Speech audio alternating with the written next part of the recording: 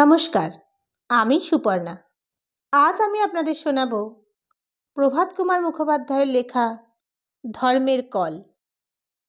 যদি আমার এই গল্প পাঠ আপনাদের ভালো লাগে তাহলে লাইক করে দেবেন, শেয়ার করে দেবেন এবং অবশ্যই সাবস্ক্রাইব করে দেবেন।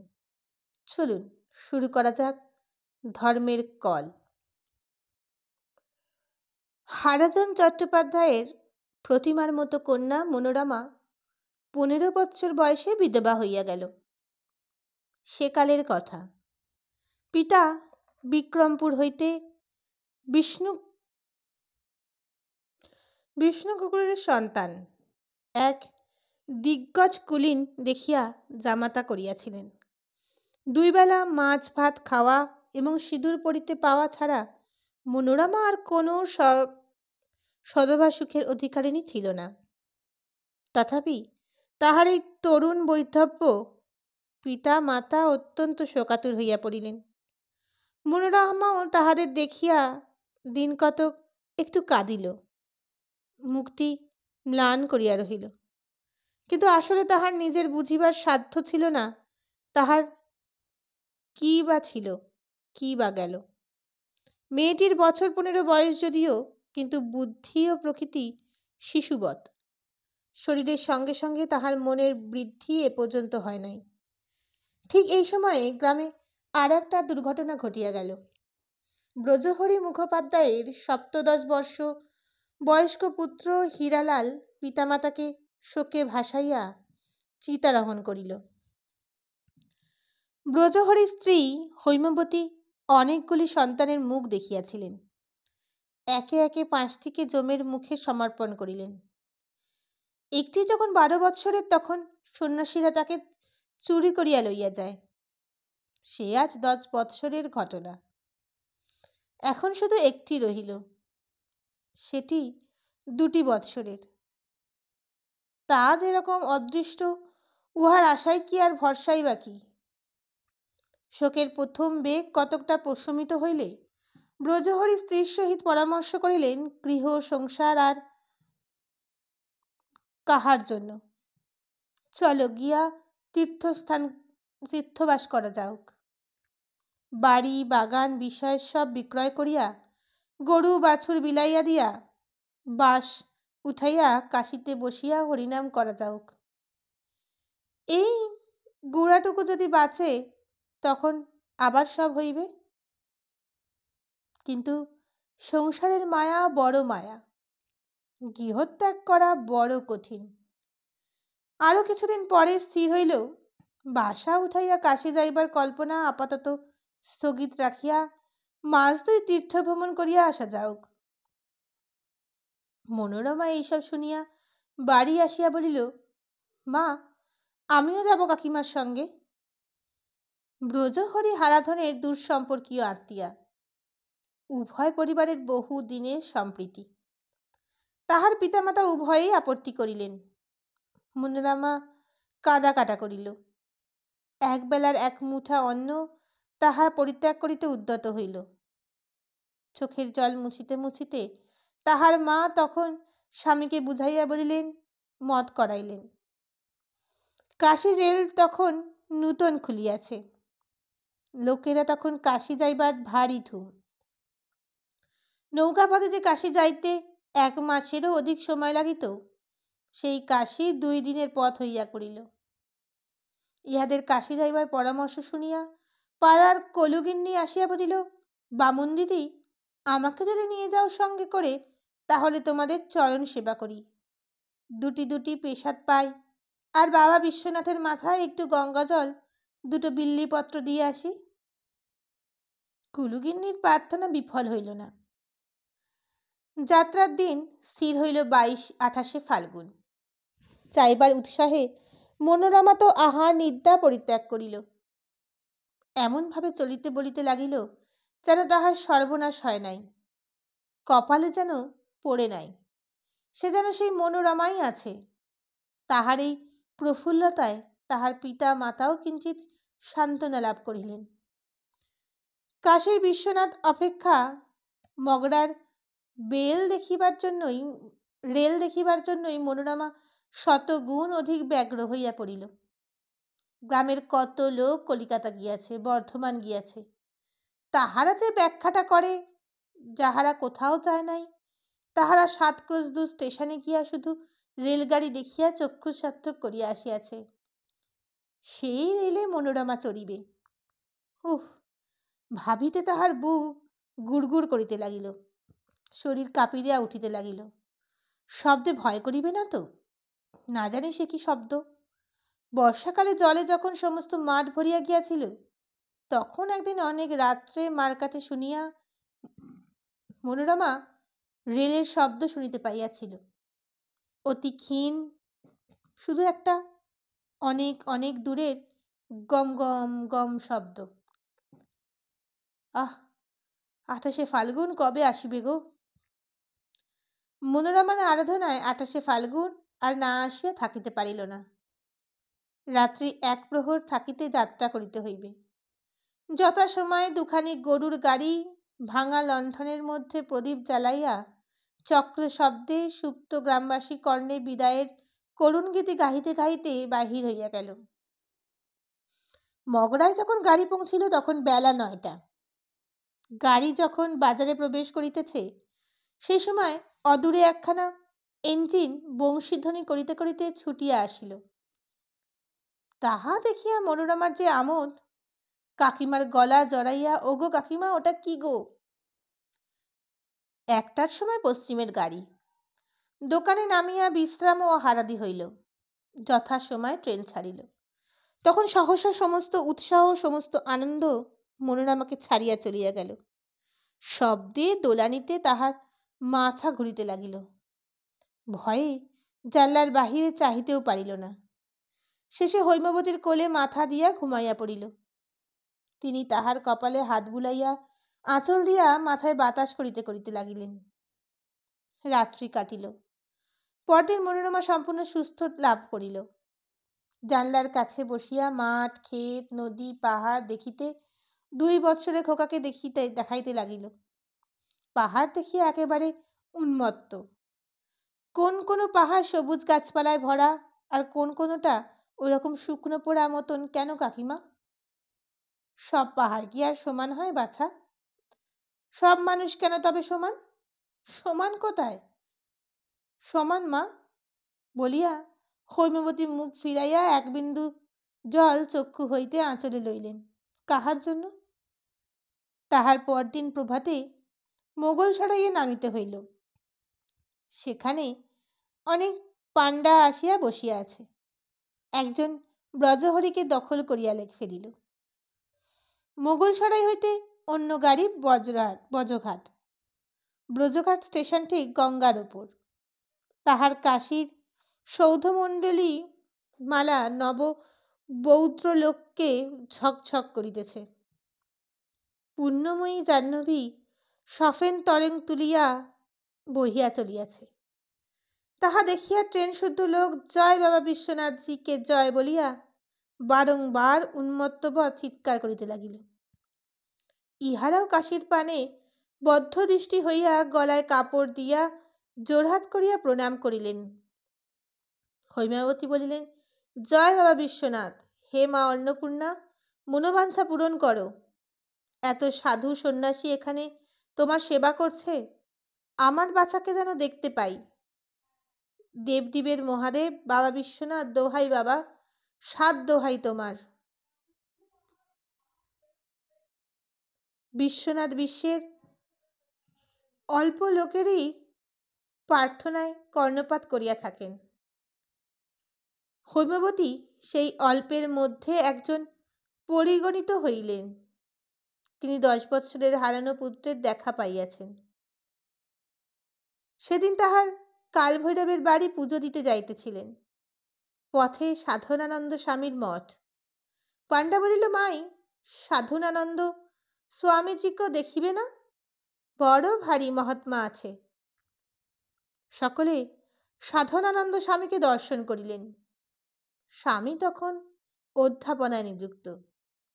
কয়েকজন গৈরিক বলাধারী নবীন সন্ন্যাসী বসিয়া তাহা শ্রবণ ও তৎসম্বন্ধে প্রশ্নাদি করিতেছেন। শিষ্যমণ্ডলীর মধ্যে হৈমবতী তাহার শশীভূষণকে চিনিতে পারিলেন। আশ্চর্য পরিবর্তন! যে ছিল দ্বাদশবর্ষীয় বালক, সে এখন পূর্ণাবর দীর্ঘায়তন নবীন যুবা পুরুষ হইয়াছে। তপশ্চার্য ফলেই হোক আর যে কারণেই হোক, তাহার বর্ণ তপ্ত কাঞ্চনের মতো প্রভা সম্পন্ন। মস্তকের তাম্র জটা ভার ললাটের ঊর্ধ্ব প্রান্তে বিচিত্র চিত্র রচনা করিয়াছে। তাহাকে পাইয়া তাহার পিতামাতা যে আকাশের চাঁদ হইতে পাইলেন, তাহা বলাই বাহুল্য। কিন্তু সে কিছুতেই সন্ন্যাস পরিত্যাগ করিতে চাহিল না। এমনকি মঠ ছাড়িয়া পিতামাতার সহিত কেদারঘাটের বাসায়ও থাকিতে সম্মত হইল না। তবে প্রত্যহ আসিয়া সারাদিন ইহাদের সঙ্গে যাপন করিত। সপ্তাহকাল এইভাবে কাটিলে একটু গোলযোগ ঘটিল। যতদিন হইতে উপন্যাস লেখার সৃষ্টি হইয়াছে, কোনো কোনো পণ্ডিতের মতে আরও পূর্ব হইতে, অর্থাৎ যতদিন হইতে পৃথিবী নবনারী সম্পন্ন এবং নরনারীর হৃদয়ের নয়ন সম্পন্ন হইয়াছে, ততদিন হইতেই এই গোলযোগ ঘটিয়া আসিয়াছে। অন্যেরও প্রথম প্রথম নিজেরাও অগোচরে এই সন্ন্যাসীবর মনোরমার প্রতি একটু বেশি রকম চাহিতে লাগিল। সে দেখে আর দেখে, মনোরমার বুকের মধ্যে কেমন একটা নতুন ভাবের তরঙ্গ খেলিতে থাকে, কেমন একটা অস্বস্তি, একটা সুখ। একদিন এই চোখে ওর বুকের ভাষা মুখের ভাষায় পরিণত হইবার উপক্রম করিল। খোকা ঘুমাইতেছে, গৃহে আর কেহ নাই। শুনিল তাহার পিতামাতা গঙ্গা স্নান করিতে গিয়াছে, কলুগিন্নি বাজারে গিয়াছে। জিজ্ঞাসা করিল, তুমি আজ গঙ্গা স্নানে যাওনি? আমার একটু অসুখ করেছে। শশী ব্যস্ত হইয়া বলিল, অসুখ করেছে? হাত দেখি। মনোরমা হাত বাড়াইয়া দিল, হাসিয়া বলিল, তুমি বদ্যি নাকি? উত্তর না করিয়া শশীভূষণ নাড়ী পরীক্ষা করিতে লাগিল। তাহার পর কপালে হাত দিয়া বলিল, ইস, খুব গরম যে। মনোরমা হাসিয়া বলিল, খুব বদ্যি হয়েছ, আমার মোটেই জ্বর হয়নি। হয়নি তো কি, তোমার কপাল ভারী গরম। ও বোধ হয় আগুনের তাতে বসে থেকে। আচ্ছা, আগুনের কাছ থেকে সরে এসো, দেখি ভালো করে হাত। বলিয়া শশীভূষণ মনোরমের হাতটি ধরিয়া তাহাকে সরাইয়া তাহার সুন্দর কোমল হাত নিজের একটি হাতে সতৃষ্ণভাবে আলিঙ্গন করিয়া ধরিল। অন্য হাতের আঙুলি দিয়া নাড়ী পরীক্ষা করিতে লাগিল। মনোরমার মনে কিরকম একটা ভয় হইতেছিল। এটা যেন না না শব্দ উঠিতেছিল। তাহার পা স্পষ্টতই কাঁপিতেছিল, আর বোধহয় শরীরও। শশী বলিল, মনো। এই প্রথম মনো বলিল, পূর্বে বরাবরই মনোরমা বলিয়াছে। মনোরমা বলিল, কি? ভারী আশ্চর্য। চুপি চুপি কি বলিবার এমন কি প্রয়োজন ছিল? বোধহয় হৃদয়যন্ত্রের অভ্যন্তরে রক্তটা একটু বিশেষভাবে সঞ্চালিত হইতে থাকিবে। কথার স্বরটা ভারী নামিয়া যায়। কিছুক্ষণ কাটিল, আর কোনো কথা হইল না। শেষে বাহিরে কলুগিন্নির স্বর শোনা গেল, ও মা, এরা যে এখনো ফেরে না গো। ঠাকুর দেখে ফিরবে নাকি? আমি তবে যার কার সঙ্গে। শশী মনোরমার হাত ছাড়িয়া বাহির হইল। বলিল, কলুগিন্নি, কোথায় গিয়েছিলে? কলুগিন্নি বলল, কে দাদা ঠাকুর? পেন নাম হই।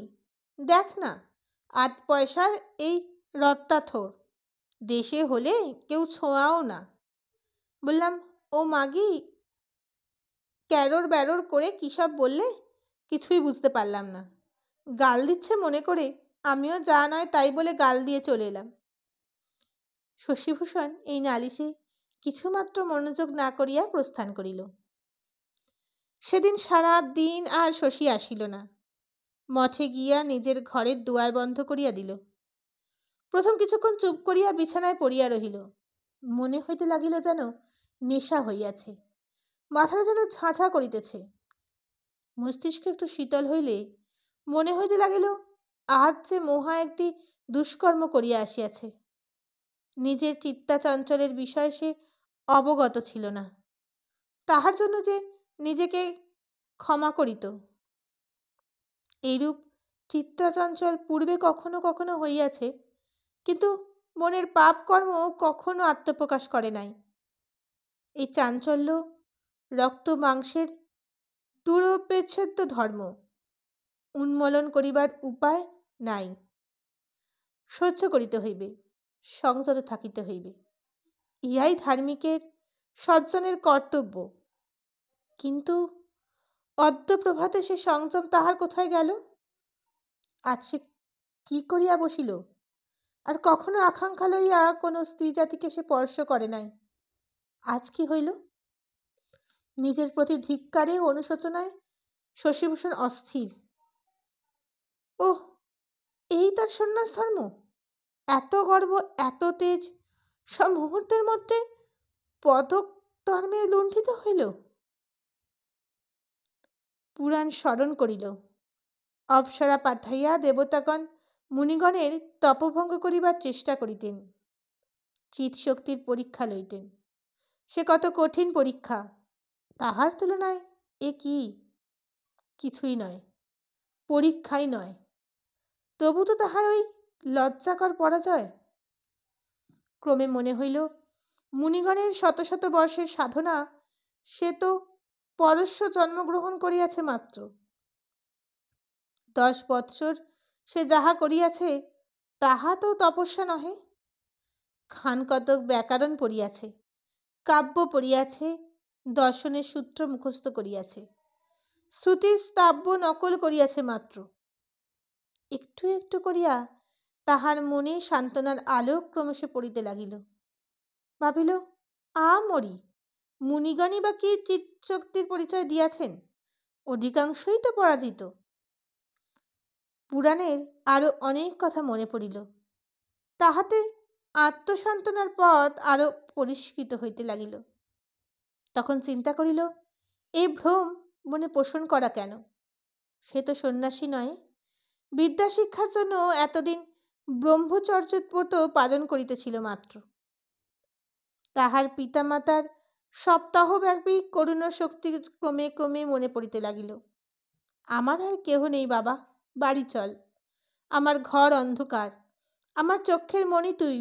বিয়ে কর, বিয়ে কর, বিয়ে করে সংসারী হও। ধরো যদি সে বিবাহই করে, যদি সে সংসারী হয়, তাহা হইলে কি হয়? কি ভয়ানক! তাহা কখনো হয়?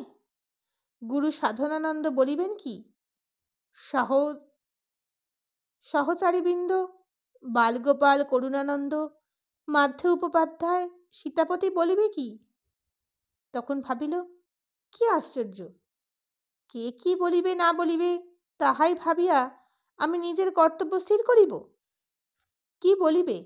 যাহা ইচ্ছা বলুক, যত পারে হাসুক, যত দিলাম খুশি গাঁজা ভস্ম করুক, আমার তাহাতে কি আসিয়া যাইবে?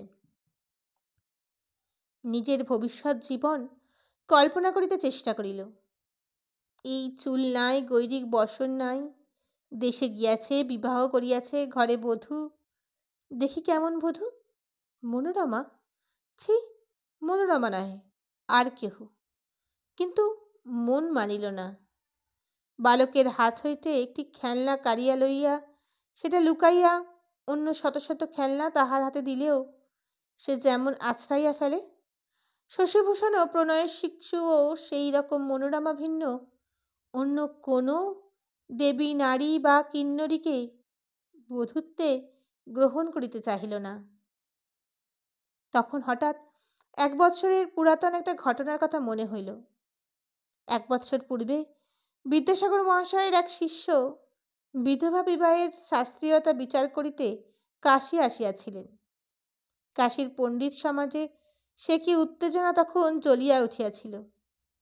লোকে সে পণ্ডিতকে কত না বিদ্রূপ করিয়াছিল, কত না কঠিন কথা বলিয়াছিল। একজন প্রস্তাব করিয়াছিল, ইহার টিকি কাটিয়া আঠা দিয়া পশ্চাতাগ্রে জুড়িয়া লেজ বানাইয়া দাও। সেই পণ্ডিতের যুক্তি তর্ক শশী মনে মনে আলোচনা করিতে লাগিল। জানলা খুলিয়া ঘরে আলো আনিবার নিজের পুঁথিপত্র পড়িল। মনু, যাজ্ঞবল্ক, পরাশর, রঘুনন্দন, পাতা উল্টাইয়া বিসংবাদের শ্লোকগুলি পড়িতে লাগিল। তাহার টিকা ভাষ্য পড়িল।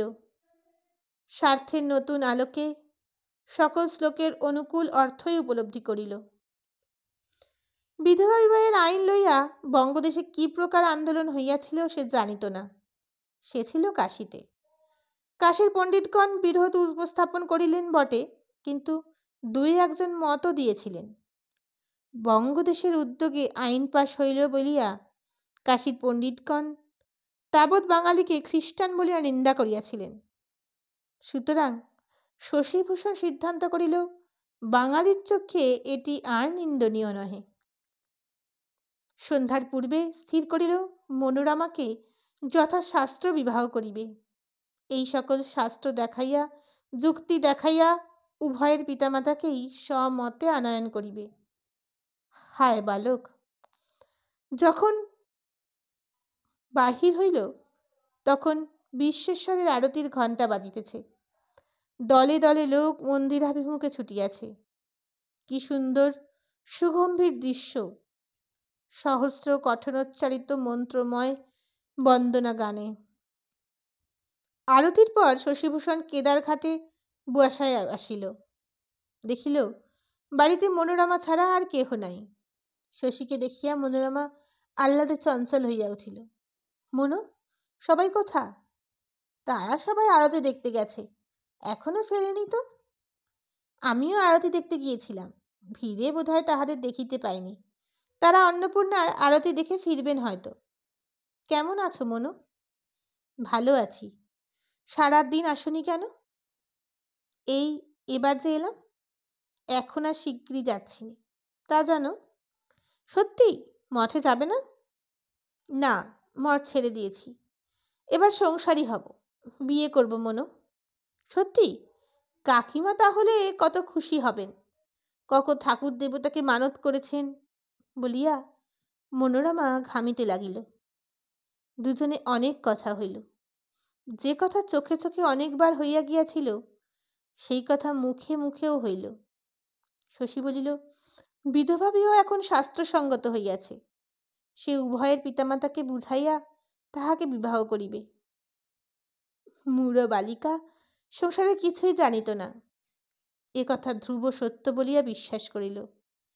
বিধবা বিবাহ হইবে এমন একটা কানাঘুষো সেও শুনিয়াছিল কিনা। শশীভূষণকে মনে মনে স্বামী বলিয়া গ্রহণ করিল।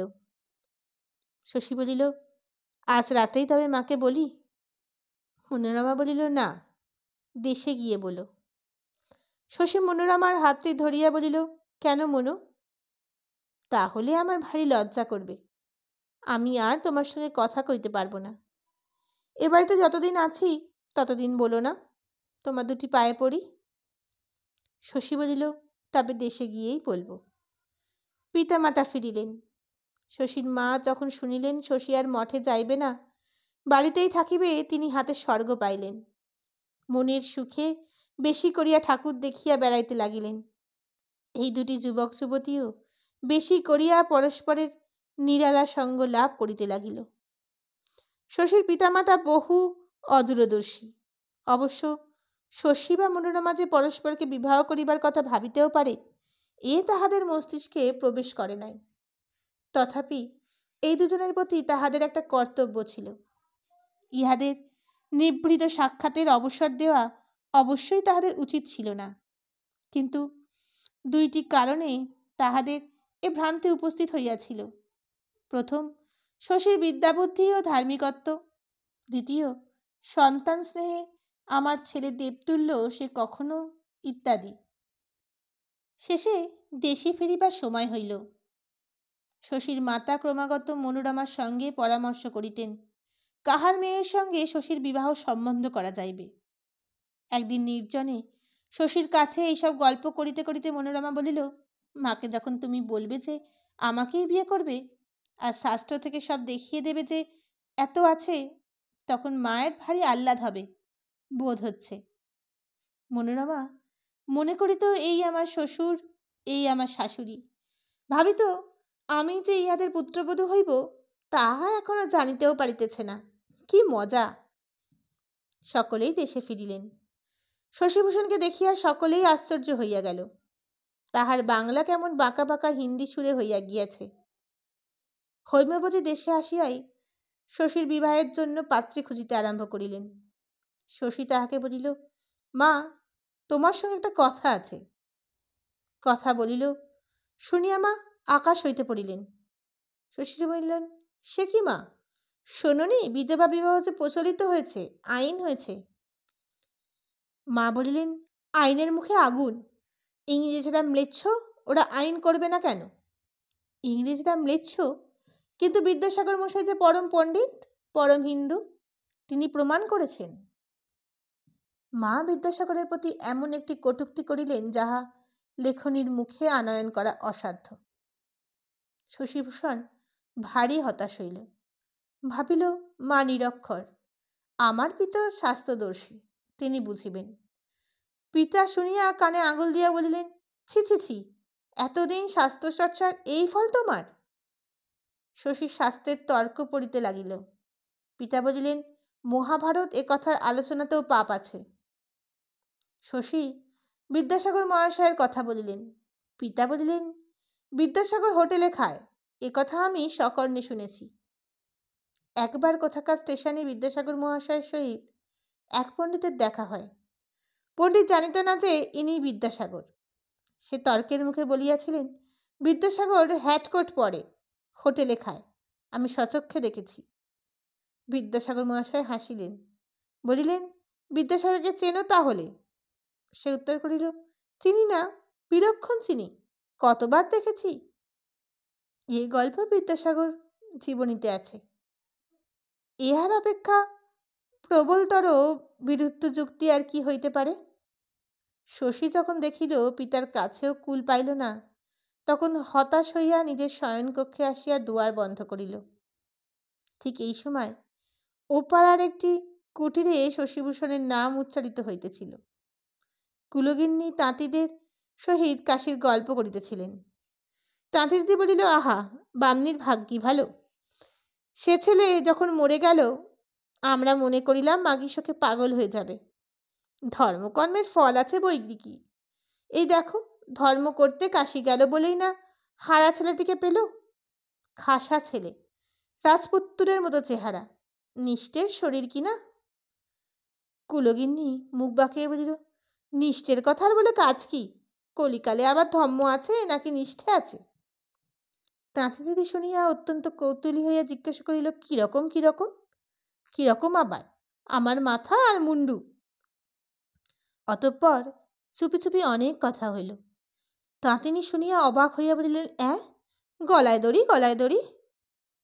কলুগিন্নি অবশ্যই সাবধান করিয়া দিল, কাউকে বলিস না দিদি, দরকার কি আমাদের কথায় থাকবার? সে আগুনে হাত দেবে, সে নিজেই পুড়ে মরবে। তাঁতিনি বলল, দরকার কি বোন, এ কথা কি আর কাউকে বলবার না কারো শোনবার? কাউকে বলতে হবে না, ধম্মের কল আপনিই বাতাসে নড়ে যাবে। সপ্তাহের মধ্যে গ্রামে ঢিঢি পড়িয়া গেল। মদনামার পিতা হারাধন চক্ষু রক্তকর্ণ করিয়া শশীর পিতা ব্রজহরির বৈঠকখানায় প্রবেশ করিলেন। দুহার বন্ধ করিয়া দুজনে অনেক পরামর্শ হইল। ঘণ্টাখানেক পর ব্রজহরি বাহির হইয়া শশীভূষণকে আনিয়া সেই ঘরের দুয়ার বন্ধ করিলেন। ইহার পর হারাধন প্রচার করিলেন তাহার কন্যা মনোরমা হৃদরোগ উপস্থিত হইয়াছে, ডাক্তার দেখাইতে কলিকাতা যাইবেন। সপরিবারে কলিকাতা যাত্রা করিলেন। কয়েক দিবস পরে গ্রামের লোক শুনিল শশীভূষণ আবার কাশীর মাঠে ফিরিয়া গিয়াছে। আরও কয়েকদিন পর শুনিল মনোরমার মৃত্যু হইয়াছে। কলিকাতার বিদ্যাসাগর মহাশয় স্বয়ং উপস্থিত থাকিয়া বড় কন্যাকে আশীর্বাদ করিলেন সুপারিশের চিঠি দিয়া। কলেজে শশীভূষণকে সংস্কৃতের অধ্যাপক করে পাঠাইলেন। এখন শশীভূষণ পেনশন লইয়া কাশীবাস করিতেছে। ছেলে মেয়ে অনেকগুলি। মাঝে মাঝে সুপক্ষ টিকিটি নাড়িয়া স্ত্রীর হাতখানি হাতে লইয়া স্নেহে তাহাকে বলেন, বলি ব্রাহ্মণী, তোমার হৃদরোগটা কেমন আছে?